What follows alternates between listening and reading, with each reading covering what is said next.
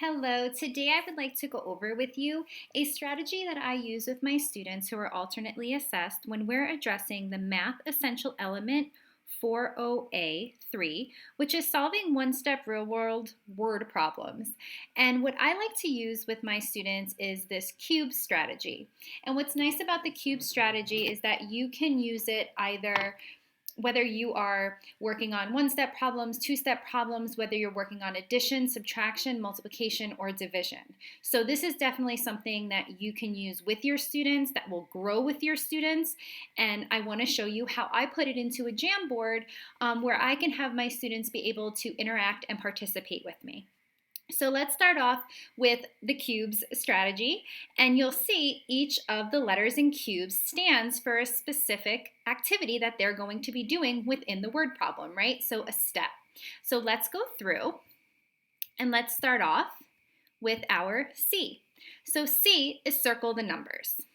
And then what I did was I embedded a word problem. I just found a very simple one. You can use anything that you guys want to, whatever you're working on, whether you want to pull something out of a workbook that you want to work on, if there's an activity that you want to work on from class, you can definitely do that, right? So I use this. It's John threw 6 snowballs, Peg threw 4 snowballs, and Dan threw 3 snowballs. Everyone made a snowman.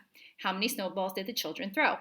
This was something that my students were able to use if I provided them with a number line. Some of them just were able to add it on their own, right? So whatever supports, again, that you need, you can provide for your students. So what I like, again, about the Jamboard is we just said that our step was to circle the numbers. So let's head in here, grab our pen, and you can have your students circle each of their numbers. Whoop, there we go.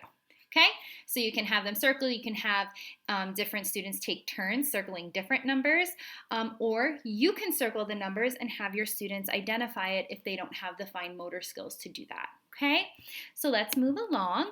And now we have our U, which is underline the question. So now something you can do with your students as you're moving through the cube strategy and they start to learn it more, you can have them do both steps. You can have them circle the numbers in addition to underlining the question, right? So you definitely know your students best, whatever you think they could handle, what would work best for them. You can have them do both, or you can just have them do the step that you just reviewed with them. Next would be boxing the key words. Now this is imperative when you're trying to figure out whether we're adding, whether we're subtracting, right? Or if you're moving on with your students and your students are ready for a higher level such as multiplication or division. So here we have how many. That's going to be my keyword because in this particular problem we don't have in all or in total or all together, right? So how many. So that is my keywords that's going to tell me I'm going to add, right? And again, you can have them circle if you wanted to, as well as underline the problem because those are the 2 steps we already reviewed.